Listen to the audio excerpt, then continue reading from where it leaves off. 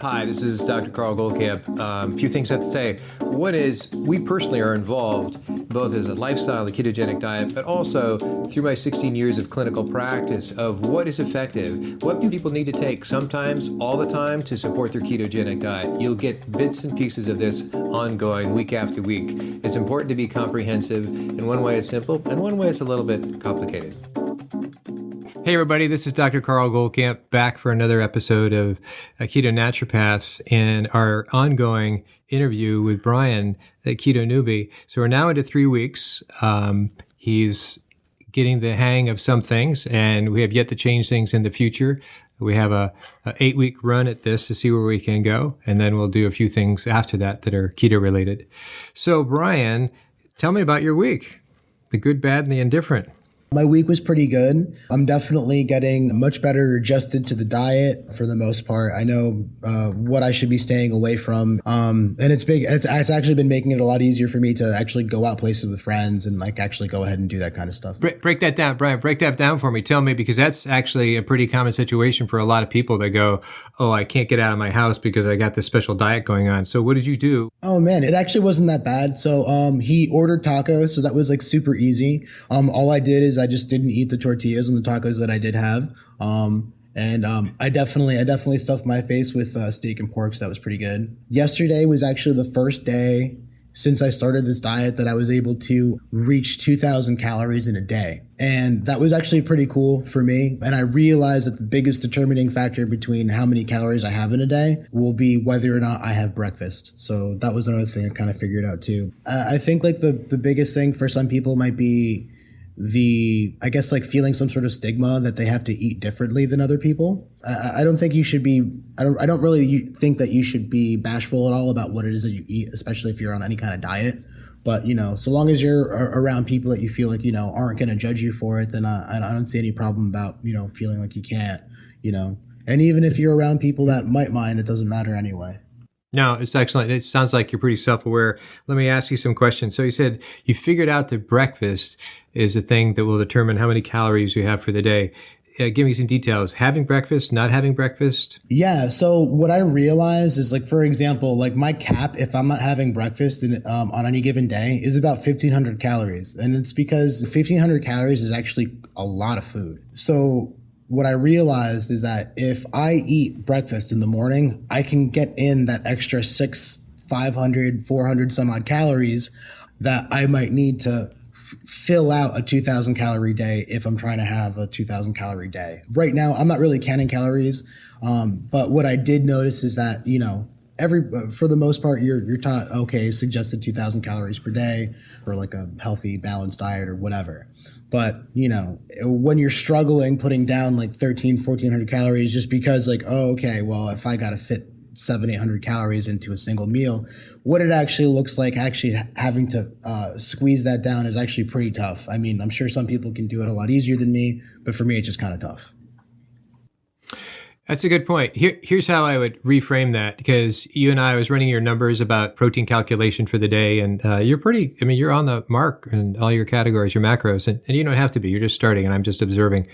One of the things is one of your goals was weight loss, and the big picture is there's no real tricks with weight loss. I mean, and you've lost a chunk of weight, and that's your upfront weight loss that is the gift. That's your keto gift, and the rest is, I won't say work. The rest is going to be because of your being fat adapted. So what that means is, and the reason I'm going into this is that the only reason people lose weight, apart from that initial weight loss on keto, is that they have less of an appetite. They are satiated. They're not putting the blinders on. They didn't come into this stash of self-discipline and they can deny themselves. It's none of that. It's the fact that when you're fat adapted or keto adapted, that you have less appetite. You can break it down to hormones and everything else, but it basically comes down to that. If you're satiated and you really are just not thinking of food and don't have to, and you can't be distracted from it, then that calorie deficit is going to be your weight loss. So for instance,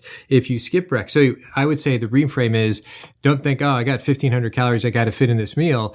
if you just feel like 500 calories, regardless of how the numbers worked out, we just sort of set a safety net of, where is the ballpark that Brian should be. If you feel 500 calories is all you wanted for that meal, that's fine. You're not going to die. I mean, people fast for the 2 months, or a number of people I know personally are well over 21 days. And so nothing's going to fall apart.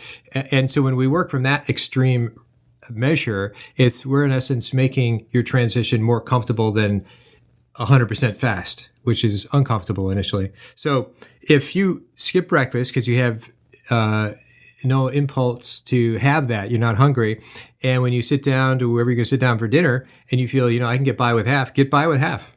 It's not a number. If you did 10 calories a day, I'm not saying that's a good thing. I'm saying go with your gut, literally, and follow that. The numbers are, they're hypothetical.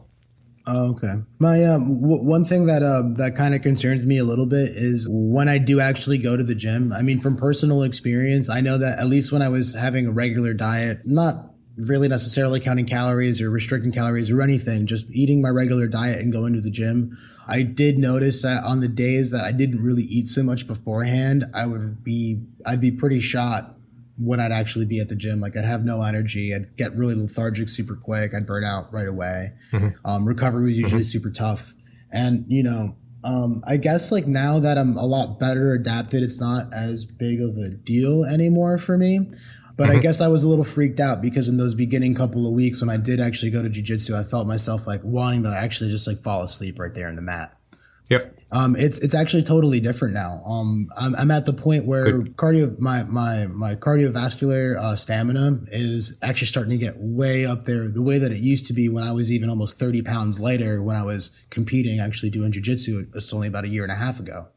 And it's really remarkable to me because I feel like that little mental hack where it's like, you're eating all the stuff that you've been told not to eat and you're actually getting those positive results. You're losing the weight. You're feeling really good. You're sleeping great. And speaking of sleep, I have to say this. Last night, I had the first dream that I could actually remember. It was amazing. That was super, super cool. I was thinking about it almost every single night before going to bed. I haven't thought about it the last few nights, and just last night, for whatever reason, that was pretty cool. Yeah. I don't know if you ever get to the level of lucid dreaming, you know what that is, but you will get to the point that you can pull back the dreams that you've had the night before at any given moment during the day and either analyze it or reconnect with it. I mean, for me, it's certain individuals you can pull back and go, I got to finish this conversation up tonight. Oh, man. That's amazing. Wow. Yeah, it is. It is. I would throw in, so now you don't have to eat if you're not hungry. And that transition of fall asleep on the mat, that's clearly low blood sugar. And that's just the way we all go through it, and if that's the least of our troubles, that's just the way it goes. But keep an eye on that because, 2 months, a month from at the end of this 8 weeks, you're going to be a big difference. 6 months from now, it's going to be a big difference. And so there still is this long time, I wouldn't even call it a lag. It's this continual adaptation. The only thing that really happens in the first month is your kidneys adapt. Actually, initially, I don't know if you care to know this, but you have a thing, uric acid actually goes up in your bloodstream only because you're now making ketones, and your ketones are what they say competing for that exit space on your in your kidneys. And so initially you got your ketones that are going out, you're measuring that in your urine strip. Then your ketones kind of come to a halt, and they no longer, or very few of them, are being excreted or spilled. And yet then the uric acid picks up. So you have a lot of these. The point is, the first 4 weeks, you have a kidney adaptation of filtering. What do I keep and what don't I keep? And so part of that has to do with how you feel metabolically. So once these things get straightened out, and obviously it's about blood sugar long term, but short term, we're having a few other machine adjustments, if you will. So that's part of what you're doing. Now, regarding, hold on one second. I'm actually looking at something here. The 25th was the last day that we were here. And there's a couple things that I noticed in this last week regarding my weight and regarding my blood sugar that I actually wanted to talk to you about real quick. So it looks like all of the easy weight has come off, and it looks like I'm slowing down to a rate of what if it continues this way, it's going to be probably maybe a pound or so a week, maybe. That also depends on my level of activity, because I only went to the gym once this week or twice this week, and I think once last week, so not so much. But I noticed that there are some days where I'll be significantly heavier, or I'll feel heavier. I don't know how to explain it. But if you were to look at my weight, you'll see from the 25th to the 27th of February, you'll see that I actually went up. Yeah, I saw that. And I mean, it went up almost 2 pounds from the 25th to the 27th. And then it slowly came down. I didn't check again until today, but today I'm at 197.8. In this last week, I also noticed that if I look at my blood sugar, that my blood sugar looked like it was coming down from when I started in February. And around February 19th, it was at its lowest point. I think it was at 69, and I think I had a reading of 66 somewhere in there. But if you look periodically through the days, it goes from, 77, 74, then it goes 78, 76, and 82, 78, 83. And then now it's looking like I'm getting pretty consistent 85s. And I wanted to know if this is something that might be typical of just the adaptation, or am I just being sensitive to something that I might be eating? Well, actually, both, but I would say it's more about adaptation at this point. Curious how there's a couple big picture fluctuations that happen for everybody in terms of blood sugar, and that is the morning is higher. That's your highest time is in the morning when you wake up. But we kind of talked about that before, called the dawn effect, because late morning while you're sleeping, your hormones are waking up, specifically cortisol, testosterone, and so on. So that means it's actually making sugar for you regardless of what you had the night before. So that happens. The lowest, or I should say the highest ketone time / lowest glucose should be late afternoon. So wherever you are, you'll have that sort of inflection. So when you start comparing the numbers, kind of do it across the time period, 9 o'clock to 9 o'clock, 4 o'clock to 4 o'clock. So you at least kind of remove that little frequency. But the bigger thing you brought up, and I think it's 100% true, is that you can use the glucose specifically. In one way, it's kind of nice you don't have any fancy gizmo to test your ketones, because I know it would be distracting to you as a novelty and a data collector. But just using glucose, blood glucose, I find it very helpful, and I still do this myself. So let's say, we have very little in the way of dairy. Our dairy is cheese when it shows up, and even then it's rare. So let's say Judi made this sort of a cheese pizza. There's no, carbs in it. And I go, who doesn't love a pizza with the tomato sauce and so on, a little bit of tomato sauce. So I wanted to see how does this affect my, I use the blood ketones and glucose. So you give it a half hour and I give it an hour. It tells me how do I react to that. And it's not just about carbs. I mean, it was basically a no carb serving of food, but it's about dairy in itself. I'm using dairy as an example to see, using my glucose to see how I react to that dairy, that kind of cheese served and cooked in that way.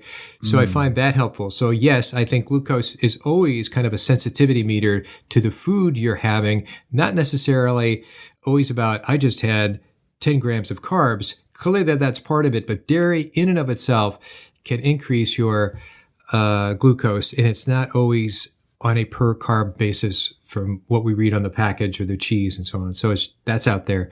And nuts are another one that, and by the way, this is not saying these are bad things. These are just kind of the problem areas for many of us. And for those who don't have the problems, they can thank God for that one. But nuts, and I relied on nuts initially up front, nuts by the handful, but here's my little snack. It was a very slippery slope. I mean, nuts are to blood sugar like alcohol is to an alcoholic. Oh, wow. In the sense that, I thought, we had the almond butter, and, we got macadamia nuts and all the, higher fat nuts. It didn't matter. It pulled me out of ketosis very quickly and in a very uncomfortable way. Your cortisol goes up. It's like you have your stress hormones kick in. So another doc, especially Dr. Eric Westman, which you'll hear, he'll be one of the people we'll be interviewing later, is that, it's one of those things that it's just not a tight little category, and we can break down the different types of nuts and so on and so forth. We all love them. It's cheese and nuts are the category people default to, even if they weren't on keto, because those are fun foods to have, and they I'd say it's way more than the salt and it's way more than the carbs. But so keep an eye on that. So I would use, and I'm not saying don't do this because I don't want you to be restricted. I want you to just sort of learn to be self-aware. And that's what this first session is about, in essence, first era part of your keto diet.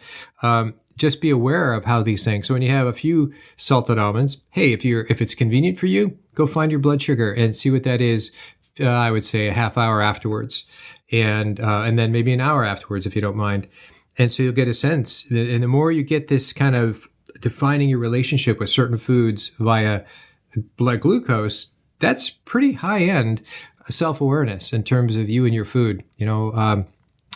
If you were a person that had a weight loss issue all their life, and it was just this relationship with food was not something we could just focus on. We often had a number of those as patients. And so you wouldn't say, don't do this, don't do that. You try to put it in a different plane of thinking. If you were one of those people, I wouldn't be approaching, let's collect some data on this and you'll get to know. So it's kind of on a per person basis. I say, hey, you can go deeper with this data and you'll get some pretty interesting things that you can use for the rest of your life. It is different from person to person, and that's why both are good.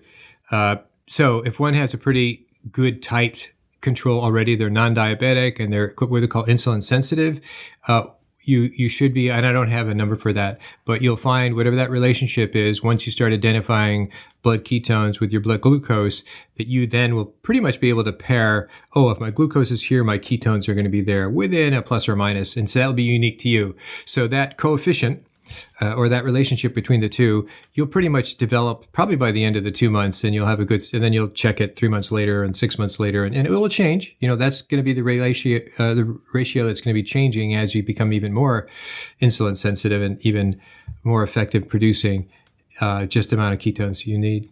I'm still so surprised at what my numbers are regarding muscle mass.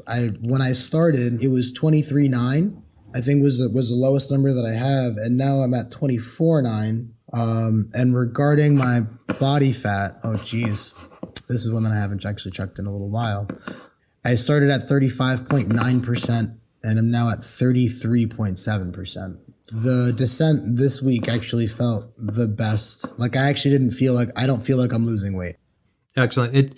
Losing weight after this first gift, as I call it, should feel like a non-event, except that your belt or your shirts or your clothes are going to start to feel different. Other than that, it's not like if somebody said, how much do you weigh right now? And you can say, I feel 5 pounds lighter. No, it's none of that. It's inadvertent. So it's really going to come from how you feel around your belly for the most part. That's where most people are going to lose, but it's going to come off everywhere, but primarily around your visceral area. They call it visceral adipose tissue, should you want to know. Okay. Did you have any questions for me regarding anything that I've done in this last week? Well, it's interesting. I wanted to go back to Chronometer. Chronometer is very multifaceted. It's tied in with the guy who created it is Marty Kendall, and he has his own, you can get on his email list and so on and so forth. It's called Optimizing Nutrition. He's a very bright person. His wife is type 1 diabetic, and he's an engineer. So he's come in with a non-medical engineering background and put together pretty intense relationships that are way ahead of the research. I don't know if they're right or not, but his writings that I read are very intriguing. But his engineering mind actually created the chronometer. And so it is pretty cutting edge. I was hesitant when I recommended it to you. And then I go, I shouldn't have recommended it to Brian. He's such a techie guy. He's just going to be all over this. And it's like, we're going to go so far off base, and all we need are some basic numbers here. But no, I think it's worked out well. I got to peek in and look over your shoulders, and it actually has been very helpful. So I did look at the nuts part. I looked at the glucose readings that you've put in, and I would just sort of say, now that FYI, I'm not setting up a rule about saying don't do nuts, don't do cheese. You have your own road to explore there with those things, but just know that they're kind of tricky. The other is I hate to call these things tricks or hacks and so on and so forth, because it's life. It's you and your body, and you're learning how to use it. So we're all doing the same thing. But one of the things that I say, it has been my fallback. I make my C8 mayo, and I have that, and if push comes to shove, I reach in for a piece of leftover. If it's bacon, fine. If it's some fish or whatever, I scoop on a little mayo, and that's my afternoon snack. I just make sure it's been my fat backup, because how we got to that, and I'm not saying you have to do what I did, but it's been my shortcut. How we got to that was I went through this a year of experimenting with all sorts of fat bombs, thinking like, we needed to have more fat. So I more or less took that mayo recipe with and without C8, and I would put in a little stevia, I put in like some chocolate, and I would put in more collagen, and you can make it so it tastes as sweet as you want it, and you can make it for a high protein frosting on whatever it is you want to put on it. So this fat bombs, and we did various ones that you could cook or melt, with a little peanut butter back when we were into the nut butters. So that phase was fun and it was nice, and you can make cheesecakes and all these other special things. But I found it always led me to thinking it had to be sweet, and the mayo pulled me out of that. And I have that with some sort of protein, which is either meat or fish or chicken. So that's, FYI in the back of your mind, because there's even companies that are strictly focused on making fat bombs for you. So, the reason that's problematic is because it still gets you in the mindset of have something sweet. All things sweet were high carbs. And I would say, I think if you go to the fat route, that you get away from sweet things and it's no longer registers with you, over time. That's the point of those two different ways of having a quick and easy thing at home. Okay. The other thing I noticed, other thing I wanted to comment on, I saw in one of your chicken, you said chicken, skins taken off before cooking. Do you remember that? Yes. Yeah. Tell me about that. Why'd you do that? Right. For whatever reason, I sort of have always defaulted to this chicken breast thing. It's just like something since like forever. I was the kid, like when I would go with my family to get groceries and they got chicken, it was always chicken breast. So I'm always buying chicken breast, but I'm realizing every single time I'm in my kitchen, I'm just like, dude, there's like so many options of like chicken with like skin with fat on it that I'm not eating for whatever reason. Because I feel like there are certain days, I feel like every single day where I am misproportionately eating protein to fat, I'm always eating chicken breast. Always, every time. So that's something that I should probably work on. One thing that I did notice though, which kind of bummed me out a little bit, is that I did actually have chicken with skin on it. And I thought to myself, oh, it would be really, really awesome to make chicken salad out of this particular chicken. And I tried doing that, and for whatever reason, I just like I have the hardest time with chicken fat and mayonnaise in the same bite. So like that's really, I'm a little upset by it because I love chicken salad. I love chicken salad, tuna salad, all that stuff, egg salad, all day. Maybe I'll get used to it moving forward. But we're finishing up. This is our third week. If I'm not mistaken, we're finishing up our third week. Moving into week 4, is there anything else that you want me to consider regarding macros? I looked at your macros. I like your macros. You're incredibly disciplined to keep this. I go back, I look at, he can't really be staying under that many carbs for all those days. And I go back look at your carbs, and I go back the different days and go, no, he's sticking to it. I'm impressed. And so nobody starts off that cookie cutter clean, and you've managed it, and you're surviving with a minimal of, we haven't had any bad stories other than you being sleepy at the time you worked out in the gym. So I like that. If you can manage that, and I'm just going to keep, and this is the reason this is sort of a vague beginning, because it's a lot of you and the foods you like to eat and finding out how they work with you, and sort of going through this phase of you having to keto adapt a little bit. The first part's harder, but it's an ongoing process. And so after that, we can tighten things up when we know we have a foundation of ketosis that we're working on. So going forward, do I have any new assignments? Well, your Keto Mojo is going to arrive, and I don't want you to spend a lot of money on using the ketone blood strips, because they're more expensive, certainly a lot more expensive than the glucose.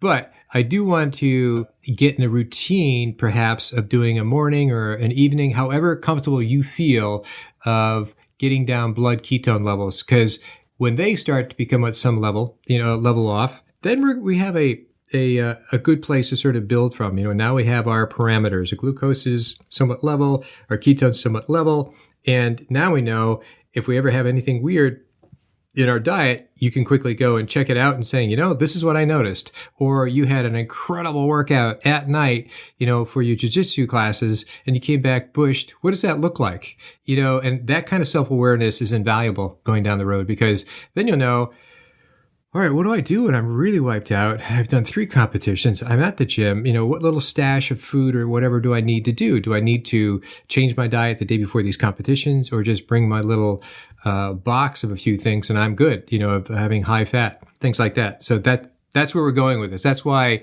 the data, and you're a data gatherer, without being too hyper self-vigilant in this whole thing, we can build a foundation that then you will know how to react these situations. You're going on a 3-day car trip.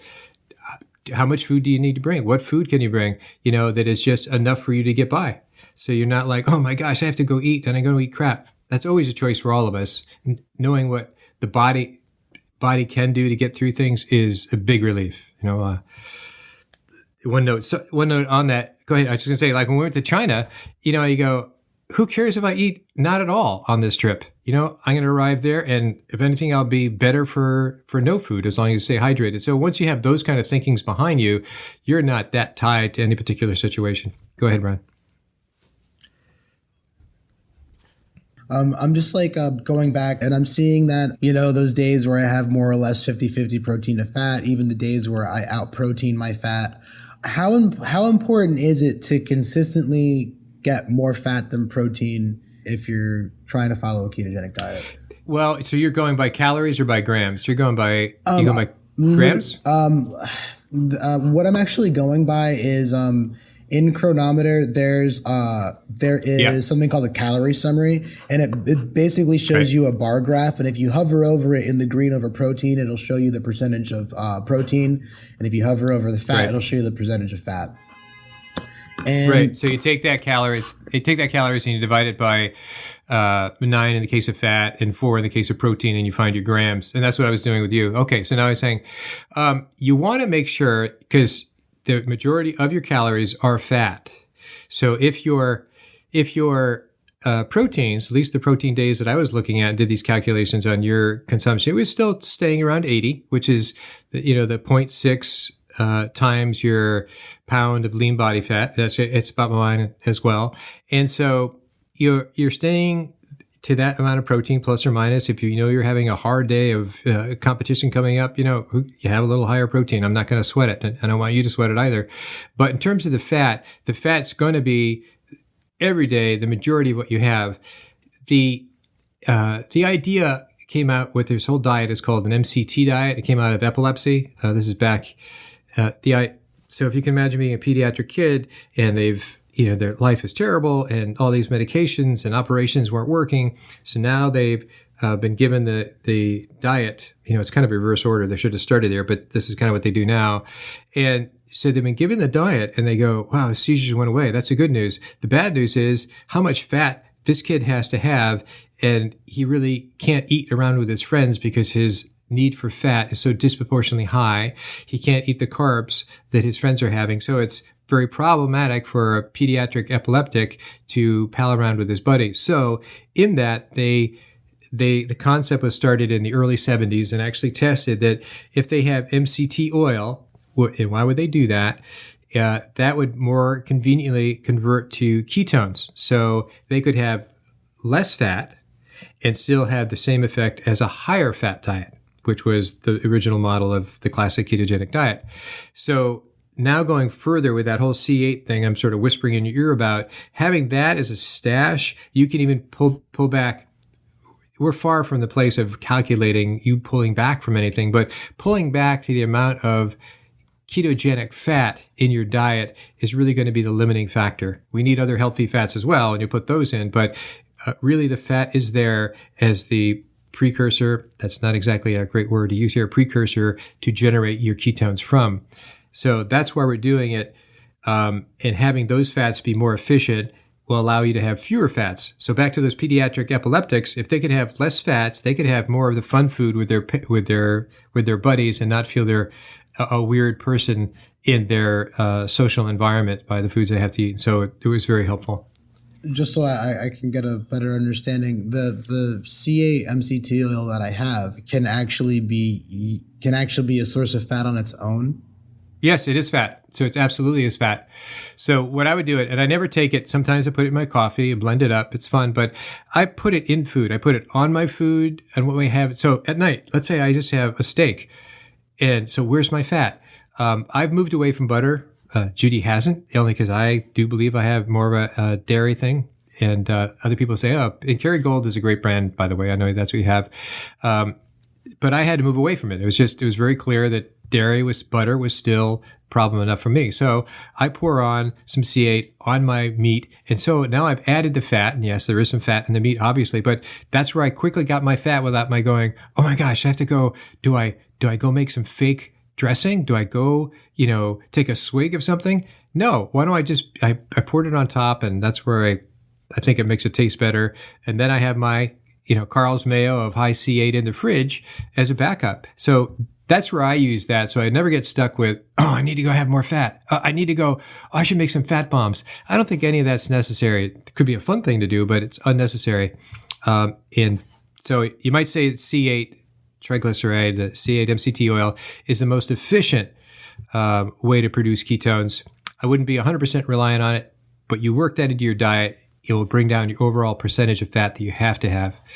But to sort of say the extreme opposite of that is, in no way could a ketogenic diet work without fat. It is singularly the most important thing.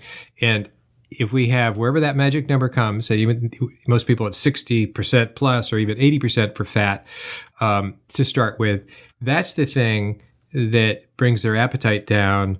And then they start bringing back in, bring down the fat. Their carbs have already obviously been restricted and their protein has been calculated. So then they can gradually start bringing down their fat. But their fat is always going to be the majority of what they have in terms of calories. That's actually going to be pretty cool. I'm actually very glad that I have that, the C8, just because, it is kind of tough, especially on those days where, when I'm being an idiot and I'm eating chicken breast instead of literally any other kind of chicken that I could have prepared.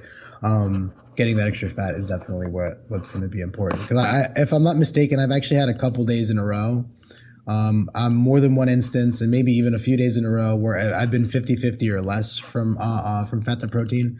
I know I've been trying to be more mindful of that in this last week or so, or these last couple of weeks, but it's a process.